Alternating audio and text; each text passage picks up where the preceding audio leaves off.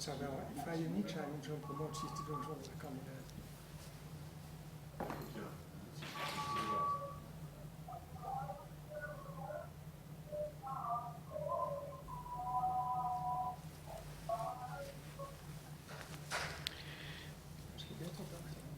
In accordance with the customs of this university, I will open this ceremony with a prayer. Spiritus Sancti Gratia, illuminet sensus et corda nostra. Please be seated.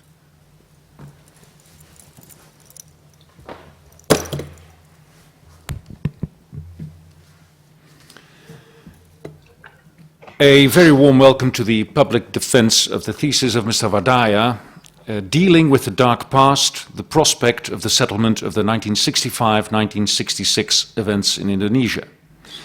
I would like to specifically welcome our guests from outside of Nijmegen who have joined us via Zoom to attend this ceremony. Thank you for participating in today's ceremony. This is not an ordinary ceremony in many respects. Unfortunately, Mr. Wardaya is not able to physically join us here in Nijmegen, but will conduct his defense online from Indonesia. And also not all members of the doctoral examination board are physically present here in Nijmegen today and will participate in the debate online. Thank you all for taking the effort to participate in today's debate. And I now give the floor to the candidate for the degree of Dr. Mr. Wardaya. With the permissions of the Councils of Deans and in order to obtain the degree of doctor from Radboud University, Nijmegen, I would like to defend in public my doctoral degree, my doctoral thesis. I would like to defend in public my doctoral thesis entitled Dealing with Dark Past, the prospect to settle the 1965-66 events in Indonesia.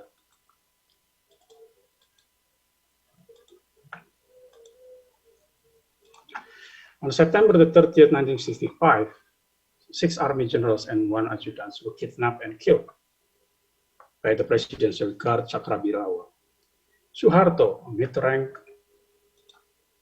generals at the time who were not targeted by the troops, accused the Indonesian Communist Party as the sole mastermind of the events. Shortly after the kidnappings, Suharto accused the communists as behind the killings and the sole mastermind of the killings. Suharto took over power from Sukarno a year later and became president of the Republic of Indonesia from 1967 to 1998. Reports and studies state different numbers of victims during the violence. CIA and Department of States, for example, estimated the death toll between 250,000 to 500,000 people. Meanwhile, Sarwo Edi Wibowo, the mine executor, which led his operation in Central and Java, claimed that his troops had eliminated no less than 3 million people. The government never admitted the crimes and even tried to hide it from the knowledge of the public even until today, nearly 2 decades after the fall of Suharto.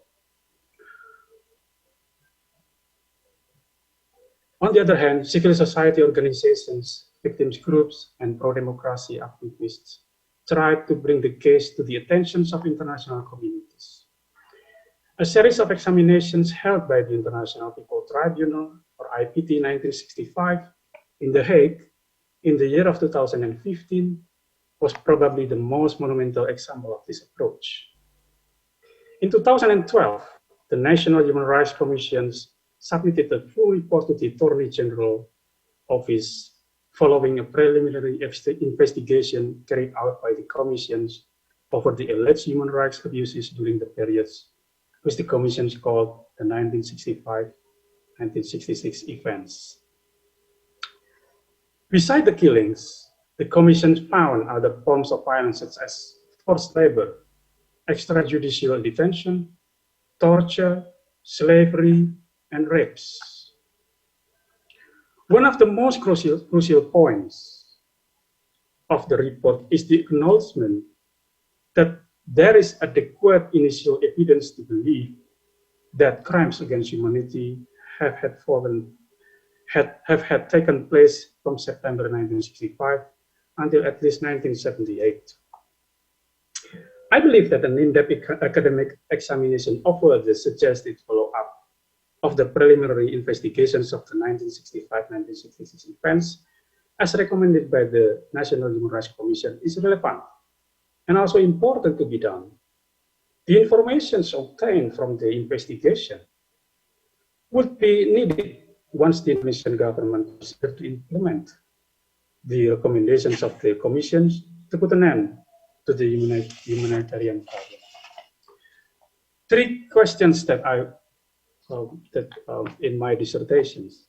First is, what is the most adequate and effective legal mechanism to deal with the perpetrators of crimes against humanity, as far as the 1965-66 events can be qualified as such if such crimes were to reoccur in the future, considering relevant obligations under international human rights law and within the limits of national or Indonesian law.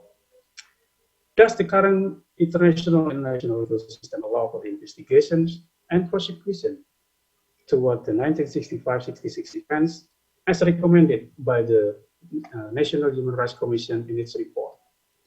And the third, can the mechanism of Truth and Reconciliation Commission, or TRC, as recommended by the NHRC, can be applied for the settlement of the events?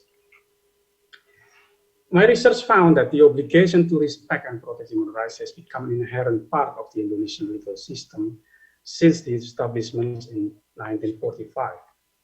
The founding fathers of Indonesia have set up a framework to protect the human rights and freedoms of the people, which is embedded in the preambles of the Constitution and manifested at various levels of legislation. The ratifications of the ICCPR complements the commitment to the adherence of human rights at the international level.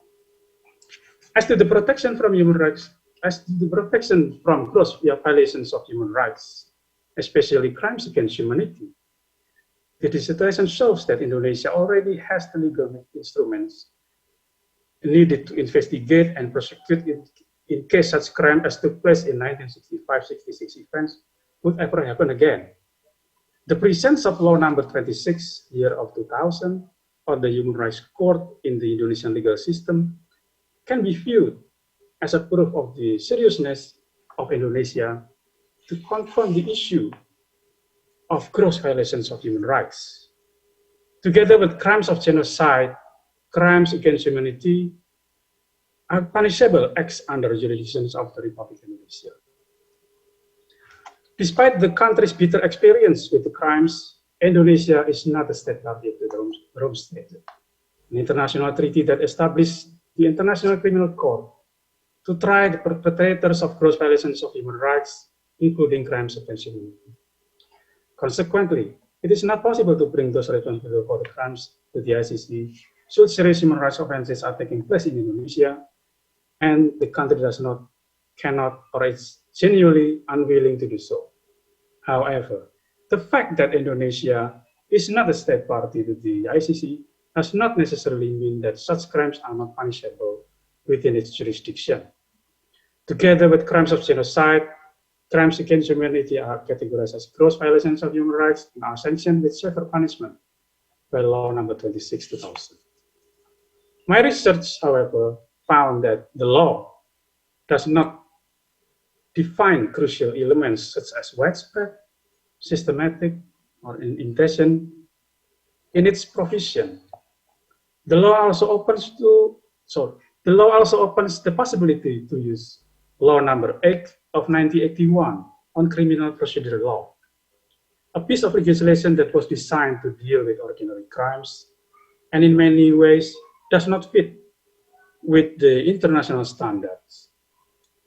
What is worse, crucial provisions related to command responsibility were formulated in a way that makes it very difficult to bring military commanders or those who held effective military control to justice. So, revisions of the Human Rights Court law is necessary so that it can function optimally to sanction the perpetrators of gross violations of human rights. Regarding the settlement of the 1965-66 events through a court mechanism, my dissertation shows that there is no legal barrier to bring the perpetrators of crimes to justice.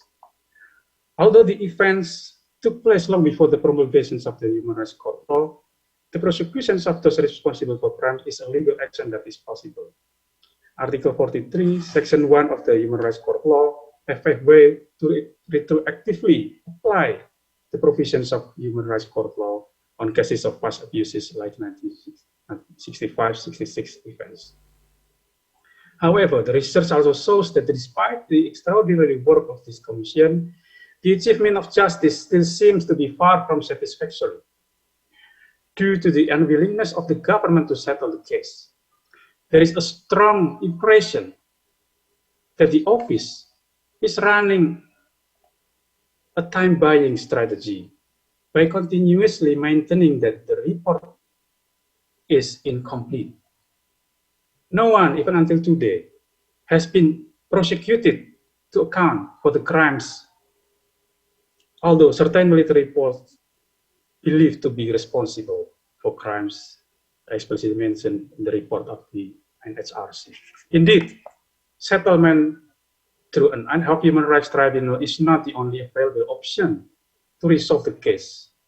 Both the decree of the People's Consultative Assembly number 6, Ampere 2000 on the national unity and law number 26, year of 2000, mandated the establishment of Truth and Reconciliation Commission as an alternative forum to solve the past gross human rights abuse, especially the case that occurred during the New Order regime. The settlement through a TRC, however, requires a TRC law as a legal basis for the establishment of the commission. While this condition was initially fulfilled with the promulgations of Law number 27 of 2004 on Truth and Reconciliation Commission, my research found that the settlement of 1965-66 events through a Truth Commission is not possible, at least at the time of writing of my dissertation, and even until today when I present this, due to the 2007 decisions of the Constitutional Court, which declared Law number 27 of 2004 unconstitutional and without binding legal force. Apart from the possibility to settle the 1965-66 event by improving the provisions of Law number 26 of 2000 in the Human Rights Court and creating a new law on the TRC, this dissertation concludes that the decree of the Provisional People's Consultative Assembly number 25, MPRS 1966, will be a legal barrier for the settlement of the events, be it through a mechanism, be it through a court mechanism, or through a truth commission. The decree that labeled the PKI, or the Indonesian Communist Party, as traitors of the nation has become a reference of many state policies related to the 1965-66 events. This legal instrument will put the victims and their families always in an unequal position, especially when dealing with the perpetrators in truth-seeking and reconciliation processes, as well as an ad hoc human rights court. Therefore, there is no other solution for this problem other than to revoke the decree so that the negative stigma that sticks to the victims will not hinder the searching for truth, both through court and non-court mechanism. This will not be an easy task, although theoretically it can be done. Mr. Wardaya, sorry to interrupt you, Mr. Wardaya. May I respectfully ask you to come to a conclusion? I return to the floor.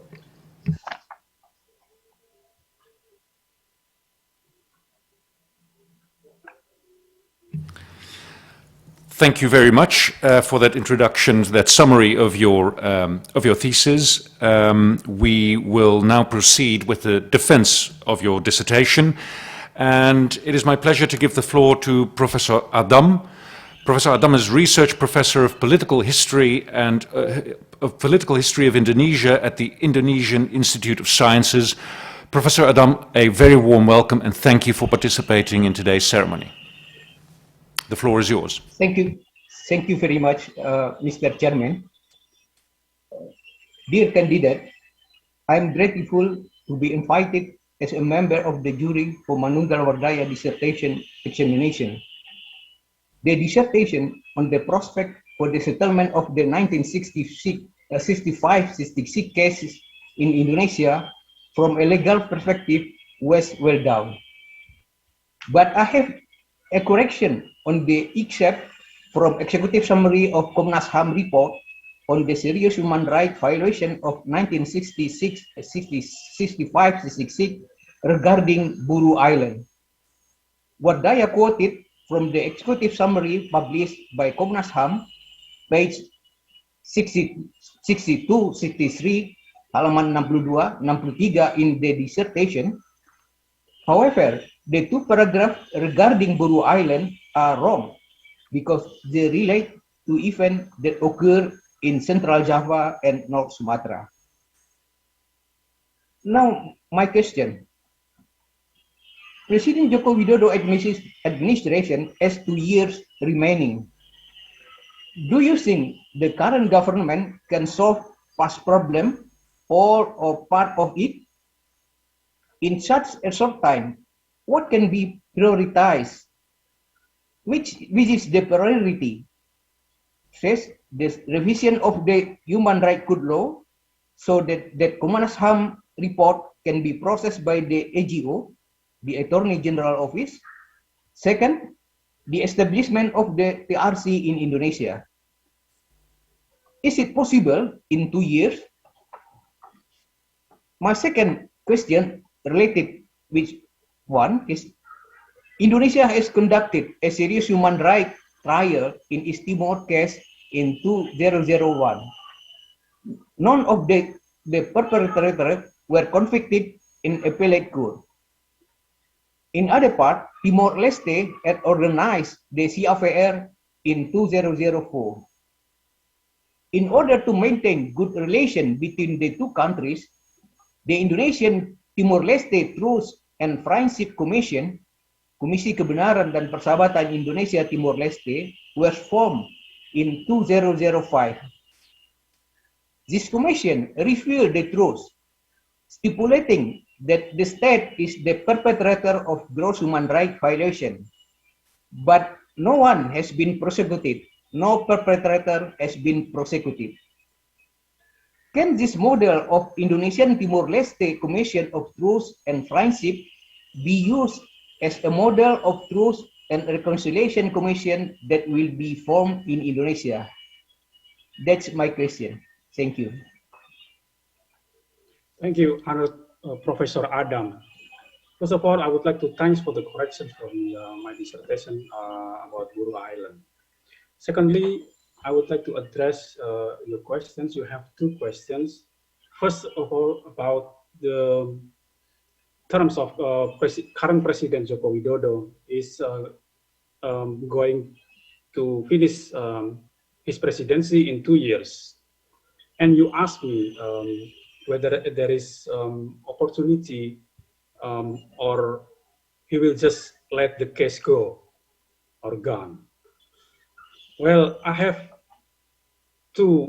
at least two speculations for this. Because the current President Joko Widodo still have 2 years, then he can use the remaining years to just do whatever he wants without considering the public pressure, because we know that in Indonesia, this issue is very sensitive.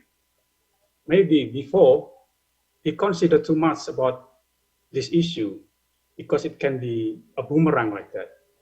So it can be good.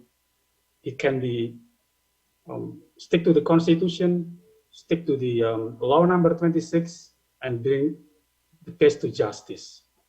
But also because he has 2 remaining years to office, in his office, then he can just will not do anything because this is his second term. He will not be bring by the political party for the third presidency because it's not possible under the constitution. So he can just let go. He just can let the case unresolved. If I should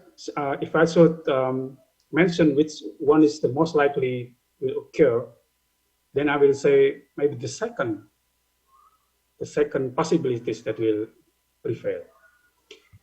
And you asked the second question. You asked about the model for the East Timor Truth and Reconciliation Commission, also the trial of the held at that time. Well, coincidentally, I was in Melbourne at the time, and I listened to the speech of Ramos Horta at the time. Ramos Horta is, if I'm not mistaken, currently like vice president or still in high positions in East Timor. I remember precisely Ramos Horta said that East Timor and in Indonesia will uphold the friendship,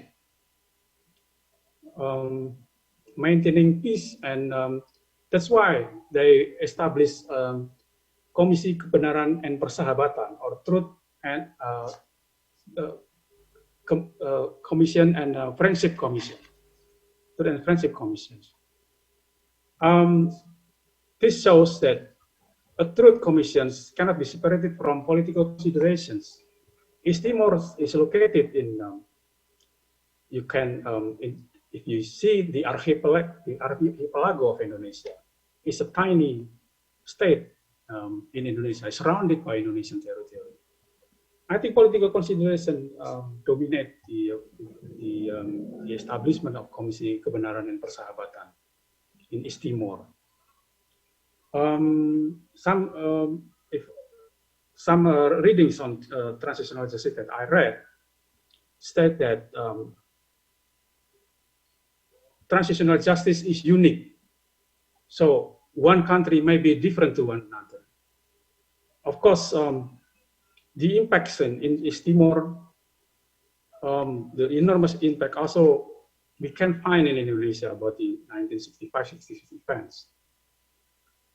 And without, but at least, because in East Timor they have that Truth and Reconciliation Commission, they have compiled a human rights violations, which entitled Cegai, if I'm not mistaken, or No More. They compiled the relatively detailed and so many human rights violations in East Timor. At least that has been done by the commissions. So maybe we don't really have to copy the commissions like in East Timor, but good stories or the best practice there with the establishment of the commissions, and that the fact that they have investigate the case, and then they held truth telling, and they compiled stories from families, from victims, survivors. Then I think Indonesia should copy that. We have already actually, and I have written in my dissertations about the International People's Tribunal. But again, the International People's Tribunal is initiative from the civil society. So it is not from the state, while human rights always demand the role of the state and the responsibilities of the state. So, Honored Professor Adam, that's I can answer all your questions. Thank you. Thank you very much. The debate will now be continued by Professor Bettner. He is Professor of Law and Society in Indonesia at Leiden University. Professor Bettner, a very warm welcome. Thank you very much for joining us at this ceremony today. The floor is yours. Thank you, Mr. Chair. It's a pleasure to be here.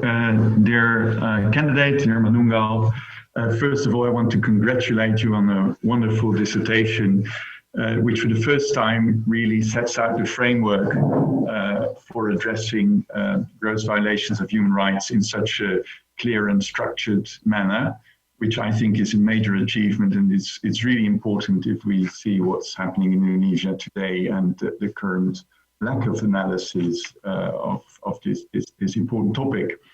Now, my question is about the subtitle of your thesis, which is the prospect of the settlement of the 1965-1966 events in Indonesia. Now, you talk about prospect, and there's, of course, a legal side to that, and you discussed that elaborately. As you just also mentioned in your summary, there are some problems, but no barrier, as you see. You mentioned, you give a couple of suggestions on how that barrier can be removed. However, I would say that it's much more a political matter, and Professor Alam already asked about that, but I would like you to take a look at that in a more broader way. When we look at the Netherlands and the crimes committed by the Dutch in Indonesia, and we think just of the war of decolonization, it's now 75 years ago, and only this year, for the first time, a film could be made about the atrocities committed by the Dutch. And I still remember, or not personally, but when this was addressed for the first time at the end of the 1960s, I mean, there was really an uproar of veterans, and it was complete. It ran completely out of hand. Now, when we think of Jan Pieterszoon Koen, who committed gross violations against human rights in 400 years ago, he still has his statue in Hoorn, and only today these matters start to be addressed in the Netherlands. So my question is actually, shouldn't be the title of your book be the absence of any prospect of a settlement of the 1965-1966 events in Indonesia? And I would like to hear from you what political developments should take place before we can see any addressing of the horrible events that happened in those years. Thank you, honored Professor Adrian Bettner. It's also an honor for me to have you here to become the opposition of my dissertation. And thank you for the appreciations of my dissertations.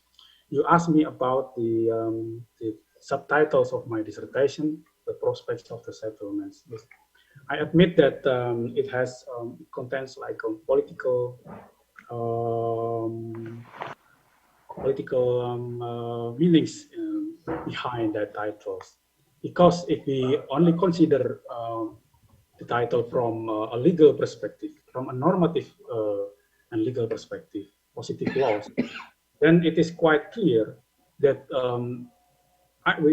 Indonesia have a legal framework to solve the problems. We have the constitutions that mandate all the state officials and the state to uphold human rights, to protect the Indonesian nation, the tumpah darah, the land and blood of Indonesia. And we have also in the constitutions a special chapter for about human rights in chapter 10. Also, in regards to gross violations of human rights, we have already in the year of 2000 law number 26 on human rights court.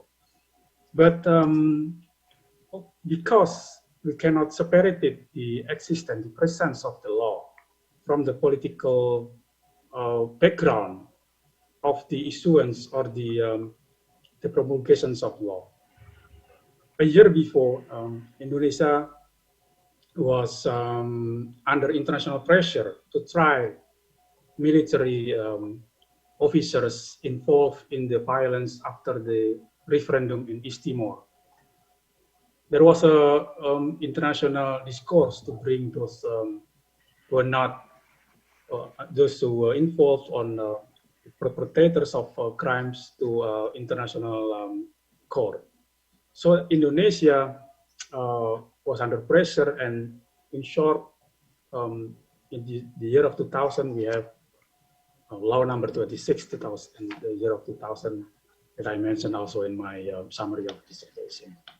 But the formulations of the laws, although it claims using the Rome Statute as the main reference, but in many provisions, it cannot be used to reach the top officials, like the definitions of widespread attack directly to the civilian populations. It was translated into serangan secara langsung to populasi sipil, or in other words, you have to be on the spot. You have to be in Indonesia you call it TKP, or in the place, so that you will be you can be convicted. Of course, this is not a defect. This is not only a defect, but it is a deliberate defect. Sorry, can I briefly interrupt you, because this is very interesting what you're saying, but it's not really addressing what I really want to know. Let me put it another way: where is the political interest in Indonesia today to do something about 1965, 1966? Is there any political interest for any major political player? If we talk about the political situation in Indonesia, I don't see that there is even a glimpse of light to that direction, because if we look at from the political perspective, many victims during at that time in 1965 to 78 were mostly nationalist or leftist. While if we see Indonesian political situation today, the government is now dominated by the nationalist factions, and there is no significant movement to that point. So I don't really see that. While in many ways, in other parts of political spheres, communism and PKI matters still being used by the political actors to gain political benefit or political goals. So like even when Joko Widodo was nominated by the Indonesian Democratic Party, his rivals accused him as a son or children or has communist or PKI blood, like that. And Joko Widodo refused that. Refused to. Joko Widodo tried to instead of promising to settle this problem, he was kind of no, I'm not PKI. I'm not that bad. Yeah. So even he didn't want to be associated with the victims. There was no sympathy to the victims, like that. So, and your question actually has a link or linkage with the question from under Professor Adam about the prospect or the likelihood. Well, I really hope to discuss this further with you in Indonesia over a coffee. But thank you very much. This is a clear answer. Thank you, Mr. Thank you very much. The debate will now be continued by Professor Jansen. He is Professor of History of Law and Civil Law at our university. Professor Jansen, the floor is yours. Thank you, Mr. Chairman. Dear candidate, you have written a beautiful book on a scientifically and politically interesting and controversial subject, a dark page in the recent history of Indonesia. It was with great curiosity that I read your thesis and I enjoyed studying it. I knew very little about this subject, and that greatly enhanced my pleasure in reading your book. Reading new things is nice at a time when you mainly have to spend your days with your wife, to whom I have been quite happily married for more than 30 years. She was happy for me to read such a beautiful book. I admire the way you conducted your research and the way you write about it. One of your research questions is whether the mechanism of a Truth and Reconciliation Commission, as recommended by the National Human Rights Commission, can be applied for the settlement of the 1965-1966 events. The Commission points to the added value of a non-judicial mechanism in order to fulfill the sense of justice for the victims and their families. Truth commissions can often make an important contribution, as you also write, to the restoration of relations in a particular country. Victims feel acknowledged because they are officially heard. Moreover, a report establishes the facts and identifies those responsible, while still making it possible to bring them to justice. In South Africa, for example, torture remained prosecutable. According to you, the Truth and Reconciliation Commission in Indonesia has a strong legal basis. The existence of a TRC is even a legal obligation that has to be fulfilled by the President. However, the Constitutional Court of Indonesia held on the 7th of December 2006 that the purpose of the TRC law to settle past abuse and to achieve reconciliation as formulated in Article 2 and 3 of the law are not possible to be achieved due to the lack of guarantee of legal certainty. The TRC law was therefore incompatible with the 1945 Constitution and had no binding legal force. Considering this decision, you write in your thesis that the establishment of a TRC will also be permanently impossible. To be honest, I'm a little confused by this decision of the Constitutional Court. Why fails the TRC law to give legal certainty to the perpetrators and victims to choose the TRC mechanism to settle their case? My first question for you is therefore, can you elaborate a little bit more the reasons why the Constitutional Court considers the TRC law not to be binding because it is contrary to the Constitution from the perspective of legal uncertainty? What exactly is this legal uncertainty? Article 2 states that the TRC is formed based on the principles of independency, free and non-partisan benefit, justice and honesty, openness, peace and national unity. The fact that the request for amnesty to the President can either be granted or refused by the President is, according to my humble opinion, not an obstacle to the principles of honesty, openness and national unity. Or should I see the decision of the Constitutional Court of Indonesia as politically motivated? As you write in your conclusion of Chapter 7, the suggestion of the Constitutional Court to achieve reconciliation through legal policies is no more than a suggestion, and I would add an opportunistic and uncommitted one. I had a second question for you. The Truth and Reconciliation Commission of South Africa, established in 1995, was a great success. It played an important role in South Africa's transition to a democratic state. The TRC can therefore serve as an example for other countries wishing to set up a TRC. Two important objectives of the South African TRC were to paint the fullest possible picture of gross human rights violations committed under apartheid and to restore the dignity of the victims. Both objectives fit in perfectly within the aims of the Truth and Reconciliation Commission in Indonesia.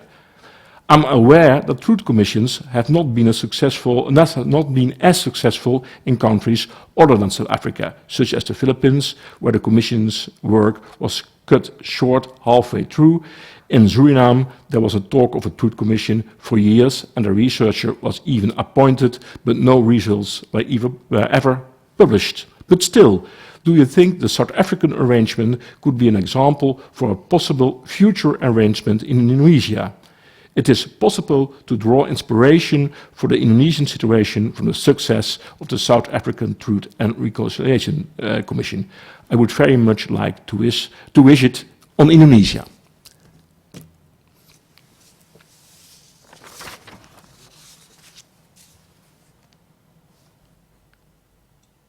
Thank you so very much, Honorable Professor Jansen. It's a very pleasure to see you again here. You have two questions for me. The first is about the RC law. You asked me to elaborate a little bit about the considerations of the Constitutional Court of Indonesia, why it was declared as contrary to the Constitution. And the second, you asked me about the practice of the RC in South Africa, which has one of the most successful story of the RC in the world. For the first question, I have elaborated in my dissertations about the follow-up of law number 26, year 2000, about the settlement of gross violations of human rights, past gross violations of human rights through a truth commissions. But the law number 26 does not create or establish truth and reconciliation commissions. It states that it needs another law through the instrument of law to establish the Truth and Reconciliation Commissions. And 4 years later, we have Truth and Reconciliation law. However, in 2007, the Constitutional Court declared it as has no legal binding, because it believes that the article contradictory to the international principles. The considerations of the Constitutional Court is like, because if victims want to receive compensation, then he or she should give forgiveness to the perpetrators. So the right of the victims, the right to compensation is what you call it, is dependent to the willingness of the victims to give forgiveness. If you become a victim and then you refuse to forgive the perpetrators, then you will not be compensated by the state. That's what the Constitutional Court believe, that contradictory to the human rights and international principles. And also I also write in my dissertation that this actually doesn't mean that there is no possibility to settle through the problem of past gross violations of human rights through a TRC, because there is still a possibility to establish a new TRC law to settle the problems. The problem is that it's been like more than 15 years after the announcement of the TRC law by the Constitutional Court, and we still don't have a TRC law, and even until today. So from a legal perspective, I should say that there is no opportunity, there is no possibility, at least until today, when we meet that gross violations of human rights will be settled through a Truth and Reconciliation Commission. And I would like to address the second question about the RC in South Africa. If you could address that question very briefly, please. Yeah. The RC in Africa, it's a bit different if we compare with the 1965 to 66, because there, the victims has a strategic role in the TRC.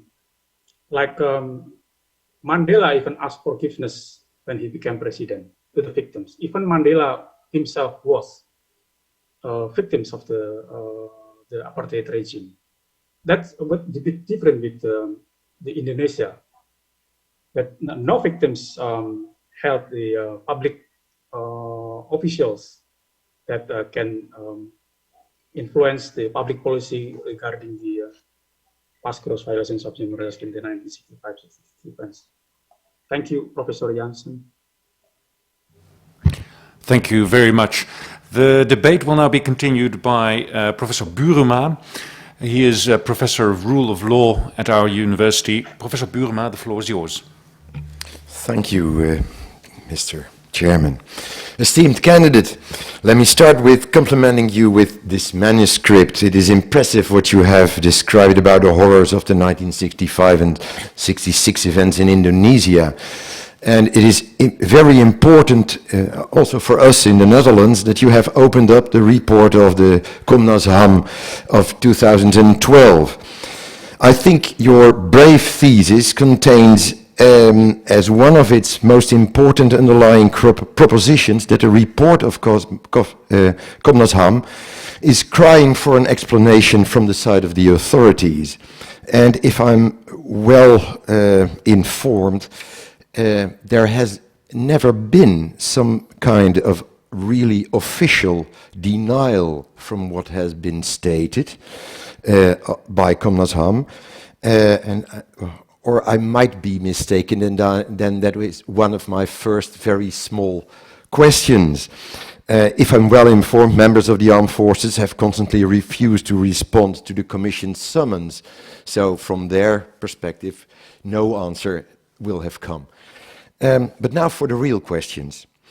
In your thesis, you have discussed settlement through an ad hoc human rights tribunal as an option to resolve cases of these past serious crimes, as well as the establishment of a Truth and Reconciliation Commission. I won't go into that, but just state the obvious. As one of your conclusions is, well, I dare say there seems to be a lack of political will to act according to these lines. And that's why these findings do beg the question if it would be possible to change that political will piecemeal with legal means. And then I'm thinking of the ordinary criminal and civil law regimes of Indonesia. Let me elaborate a little bit on that, but that's where my question focuses on. Let me start with ordinary criminal law. Of course, the Indonesian Penal Code does not have provisions related to command responsibility, but nor does Law 26 of the Human Rights Court of 2000.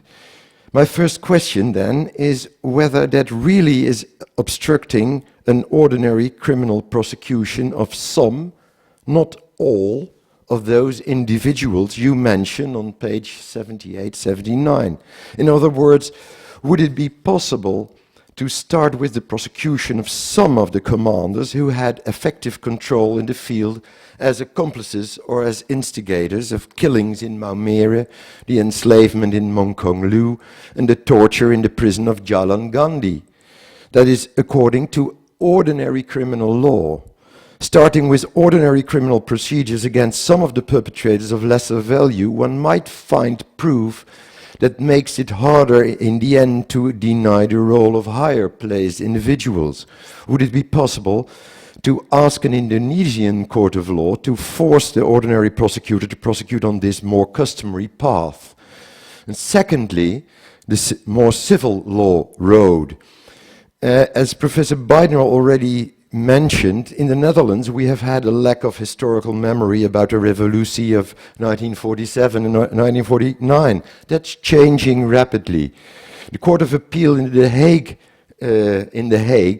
has held the state accountable, the Dutch state, accountable for torture in your War of Liberation in the village of Rabagade on Java in 1947, and the Court of First Instance did the same for killings in South Sulawesi. In both cases, only very small amounts for damages were paid to specific relatives of the victims, but nevertheless one might say that the recognition of what happened by courts of law has a value for its own sake, which could change the political law of politicians more involved. So I would like to ask you one very small question. Is there any official denial of what has happened? And second, how about these other solutions by using ordinary criminal or civil law? Thank you. Thank you, honored Professor Buruma. So, very happy to have you here. And you have two questions for me. First is about the law. And the second about the denial. If I'm not mistaken, you asked me. I would address the first about the law. That you think about using an ordinary criminal code, strafrecht, to bring this responsible to justice. The problem with the Indonesian Criminal Code is that it is, of course, only for ordinary crimes. This is it's not intended, not designed for gross violations of human rights. Yes, it contains provisions, articles about murders, tortures. Maybe we can use that. But it cannot be retroactively applied. This is different with law number 26, 2000, which clearly states that gross violations of human rights that occurred before the promulgations of this law, or law number 26 in the year 2000, can be applied to cases before the promulgations of law, while law number 1, year of 1946, if I'm not mistaken, about criminal code, does not contain the same provisions that allows for the retroactive applications of law.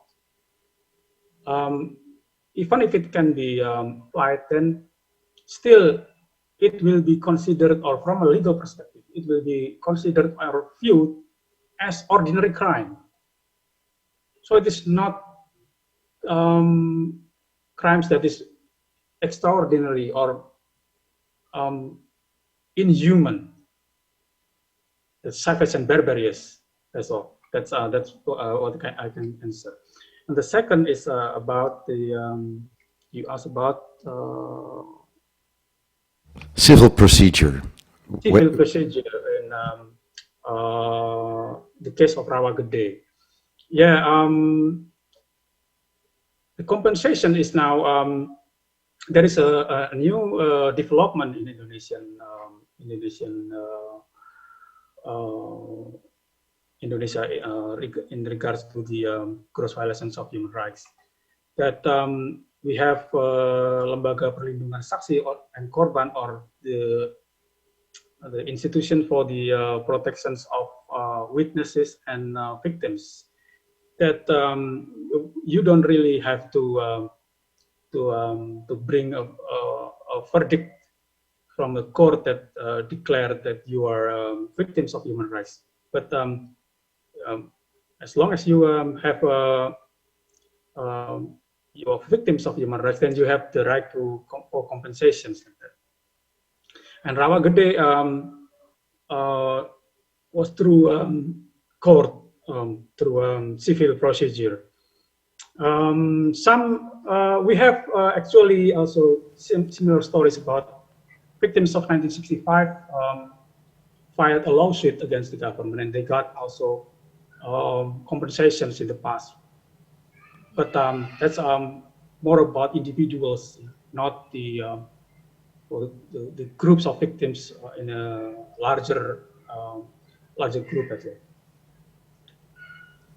Thank you very much. The debate will now be continued by Professor Fedorova.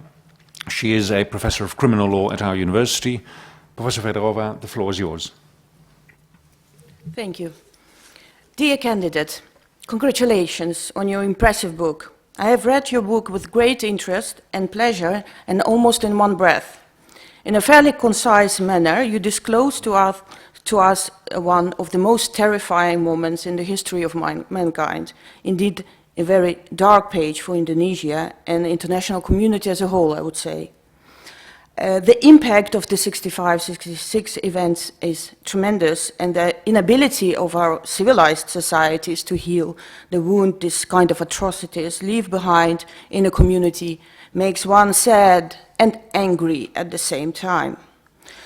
You refuse to take this inability as a status quo. Your dedication towards thinking through the ways to deal with the dark past in your country is inspiring. Your book is courageous and will hopefully leave a clear and positive mark on the road towards healing, closure, truth, and reconciliation. When reading your book, a memory of my visit to the extraordinary chambers in the courts of Cambodia, ECCC, took hold of me. I wrote my dissertation on the subject of fairness of the criminal process in international criminal proceedings. At that time, I had the chance to visit the mixed tribunal in Cambodia to follow the proceedings and to interview people who work there.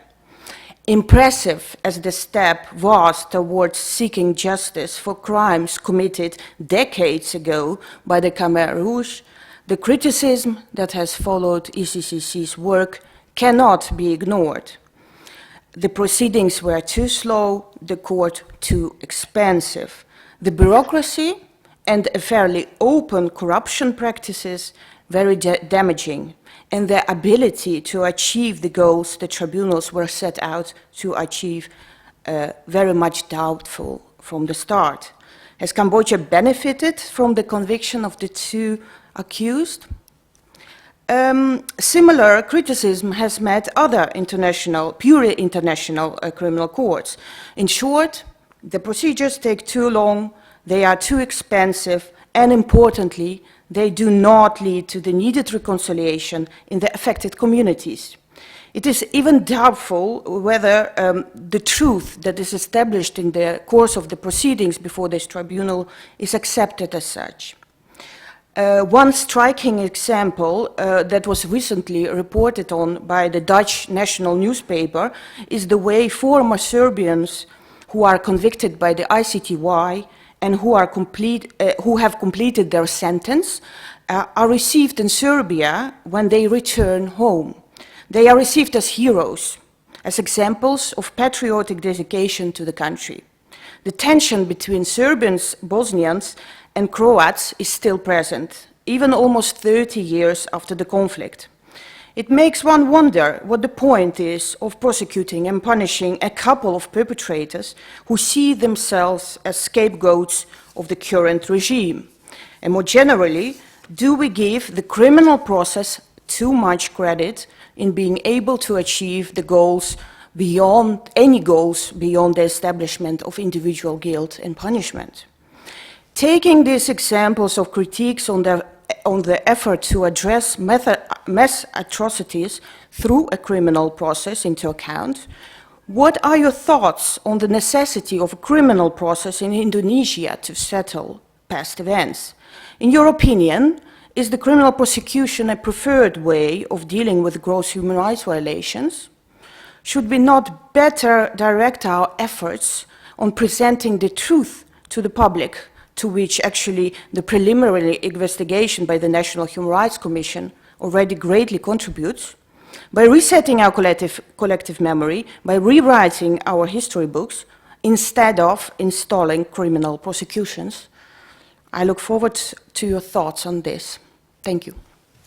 Thank you so very much. Thank you so very much, Honored Prof.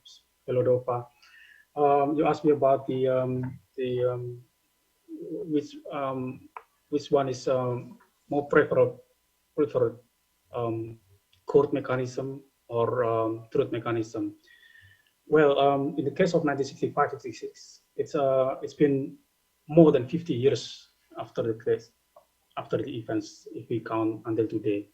So many people say that what is the most important today is that victims and their families got compensations, rehabilitations, to be clean from their names, clean from the stigma, negative stigma that is still exists until today.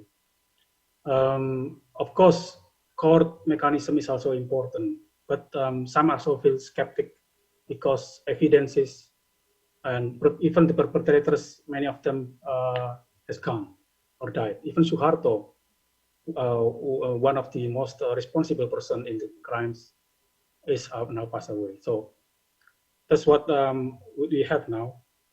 That maybe Indonesia should look this problem with a clear way.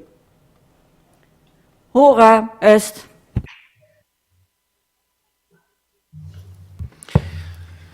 The defense is hereby concluded, and I once again give the floor to the candidate.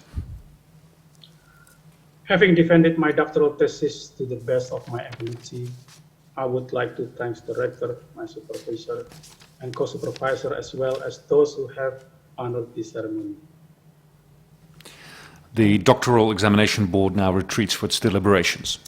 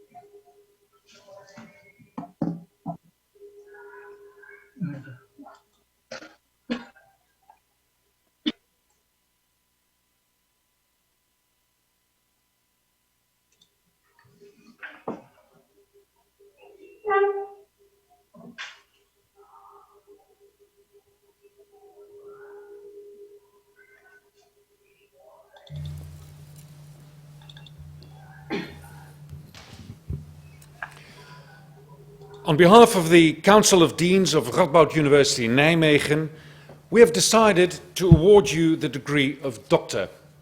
I invite Professor van Kempen to fulfill the task assigned to him.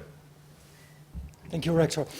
In the name of the Lord, with the power entrusted by law to the Council of Deans, I hereby confer upon you Manunggal Kusuma Wardaya, born in Surakarta, the title of Doctor from Radboud University, Nijmegen, to which are attached all the associated legal and customary rights and duties with respect to academia and society.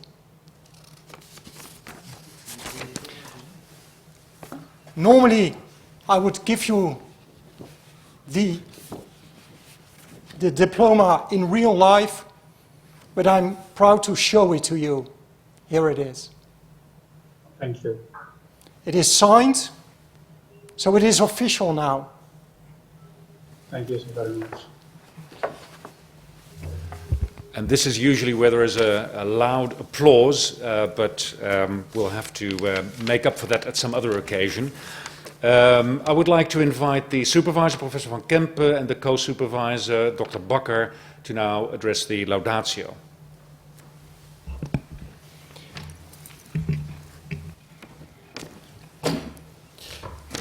Dr. Wardaya, very learned Manunggal, dear Angi, it is difficult to express how deeply happy I am for you and for the wonderful and well-deserved position you have just obtained. You have acquired a PhD in law and are now a Doctor of Laws. The basis for this is an important book on an important topic. Congratulations to you and to your family. Early 2010, you contacted the faculty here in Nijmegen and sent us a research proposal and your CV. This was forwarded to me, and from then on, we exchanged many emails to discuss your research project. I asked Lawrence Bakker to come aboard, and he said yes. With the confirmation that Lawrence and I would be your supervisors, you applied for an Indonesian scholarship to do your PhD research at Radboud University, Faculty of Law. And the scholarship was granted. So on 20 December 2011, you arrived in the Netherlands. That again underscored that you are a brave person. The weather was bad, with a lot of rain. Not the warm showers of Indonesia, but very cold Dutch drops and drizzle. Nevertheless, it was a happy moment. This is when you really started with your research and when we came to see each other many days of the week. You stayed with us in Nijmegen for 4 full years and then went back home to continue your position as lecturer at Universitas Jenderal Sudirman on Java, and that was in 2016. To use an understatement, it was certainly not always easy for you, being away from your wife and children and beautiful Indonesia for so long a time. As a result, you succeeded admirably well, because you had an enormous energy and you were unprecedentedly potent to continue on. Not only did the dissertation develop line by line, you immediately also became a very well-liked and much appreciated member of the Department of Criminal Law and Criminology. You were a regular at the department's annual outings and similar convivial meetings. You saw how other members of the department defended their PhDs. And now you have done it yourself. A magnificent moment indeed. The Department of Criminal Law and Criminology is proud of you. As I said, your dissertation is an important book on an important topic. The 1965-66 events in Indonesia entail that which is humanly unthinkable. But as the Hungarian-American historian John Lukács remarked, the trouble with what is unthinkable is that at times it must be thought about. That is exactly what you have done. To recognize and analyze the past is usually also of great importance to the future. That indisputably also applies in this case, in the case of your dissertation. As you yourself express in your dissertation, from a legal perspective, the massive and systematic human rights violations in the form of crimes against humanity that erupted during the 1965-66 events are a phenomenon that could happen again in Indonesia. Talking about one's country's dark past is always difficult, as is sometimes also illustrated in the Netherlands, and often courageous. But it must be done, and you have succeeded in doing it. With that, your dissertation is also of real societal importance. To quote Elie Wiesel, a survivor of the Holocaust, "For the dead, and the living, we must bear witness. Dear Manunggal, from the very start till this moment, it has been a true delight to be involved in your research project, in your PhD project. The project has come to an end, but will remain a basis for your future as an academic and probably also personally. The project has ended, but our relationship has not. And I immensely look forward to the moment when you, Lawrence, and I will sit together and cheer your dissertation, cheer you, and cheer life itself. Thank you.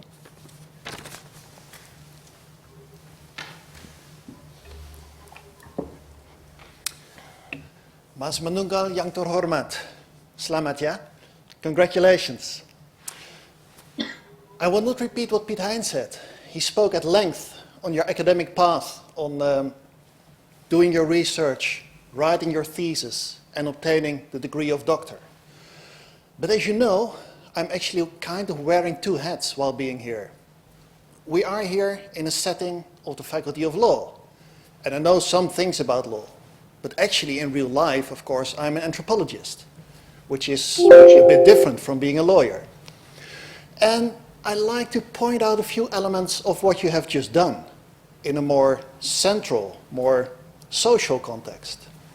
You just defended your PhD thesis, with which you obtained the degree of doctor. Does that change you as a person? Maybe somewhat. I hope that you will sleep very well tonight. And I also hope that you will feel happy and proud of yourself. Does it change your position in society? Well, yes, it does. You've moved on from being Manunggal, who works at a university as a lecturer, to now being the Manunggal, or the Dr. Wardaya, who obtained his PhD overseas in the Netherlands. You changed in that sense. If it is in status, if it is in reputation, that is for you to experience. But I can say, from visiting you in Indonesia, that I think it will make a difference. I imagine that while your PhD was not defended as yet, there would be colleagues coming up to you asking, sudah selesai? Kapan selesai? Like, are you done yet? When will this be done? Why are you not finished yet? More or less those kind of questions. And those tend to be somewhat annoying, worrying, when you are the person who they're being asked to. Well, by now, of course, you can say, right, I've left that phase of limbo, sudah selesai, benar. It's finished, I'm done. In that context, there is a change in your position within your field of work, within your family, amongst your colleagues, and that is something that is quite important. And with that, I would like to congratulate you. But there's another thing I like to thank you for, basically, and that is for showing me a different way of looking at the Netherlands. And that is because while you were in Nijmegen and working hard on your thesis, sometimes in between you wrote these interesting columns in Indonesian on your life in the Netherlands, which you published here and there on the website and in various media, and in which you wrote on what you saw in Dutch culture, Dutch society, in the university every once in a while, and how you experienced that as an outsider. And I also should thank you for the introduction you gave me into 1960s, 1970s Indonesian pop music, which was not a field that I was at home in. But one of the things that came with doing a PhD for you was, besides writing your research down and really delving into that, delving into the European pop music scene. I know that you know Nijmegen very well for the Radboud University, but I also know that you know it very well for the Goffertstadion and the concerts that were being held there, in which you visited every once in a while. And while discussing music, of course, you gave me a whole new impression of what music meant in an Indonesian context. I also look forward, as Piet Hein said, to discussing this, hopefully over some very nice Indonesian coffee while sitting next to a lake in Java near to your home. But let's see what the future has in store for us. Again, congratulations.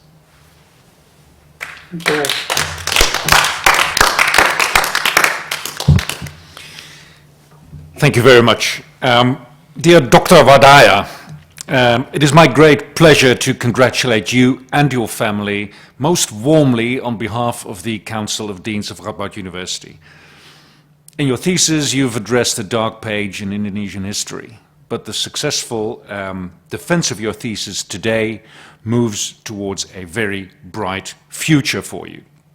It goes without saying that we would have very much liked to be able to congratulate you here in Nijmegen in person today. That is particularly true for the members of the Doctoral Examination Board that you've spent the last hour debating with on your thesis, and it is my great pleasure to very briefly give each of them the opportunity, now that we are still connected via Zoom, to congratulate you. And may I first give the floor to Professor Adam.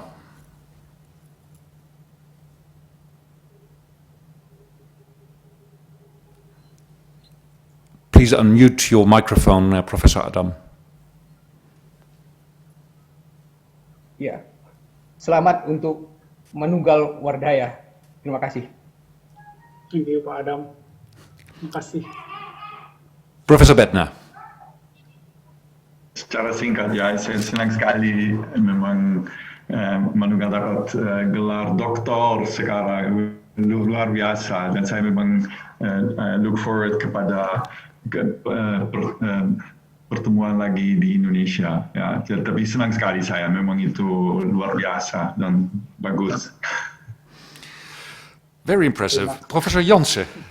Young Dr. Wardaya, my deepest and warmest congratulations with this beautiful result. I wish you a beautiful day, full of joy in Indonesia. Professor Budema. Thank you, Prof. Jansen.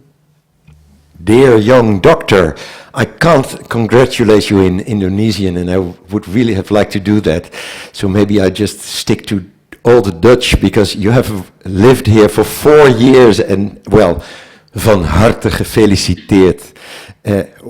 Congratulations with your wonderful success. Your defense was wonderful, and I hope you will enjoy this day for many years to come. Dank u wel, meneer Boerma. Your Dutch is indeed excellent. Professor Federova. Dear Dr. Diangi, it's been a long time that we've seen each other, and I'm really happy to see you here today. You've done a wonderful job on your book and your defense, and I really hope to see you one day again. Let's hope that. Bye. Now that we're at it, Professor van Kempen requested just 2 seconds of our time. Yeah. Well, Manunggal, I think through you, there will always be some Indonesia in us. And I think also through us, there will also be some Nijmegen, the Netherlands, and Europe in you. And I bought a present which I will send to you. I would normally have given it to you now, but I will send it to you, and it will explain better what I just said. Congratulations again. Thank you. We have now come to the conclusion of this ceremony, and I ask those present here to please rise.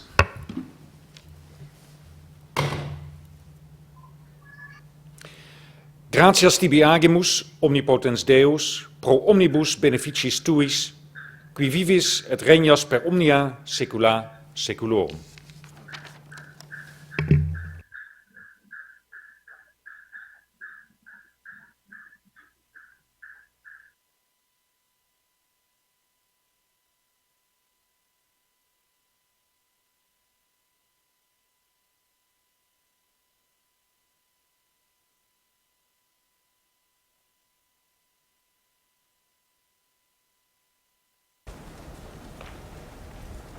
Goodbye to all of you.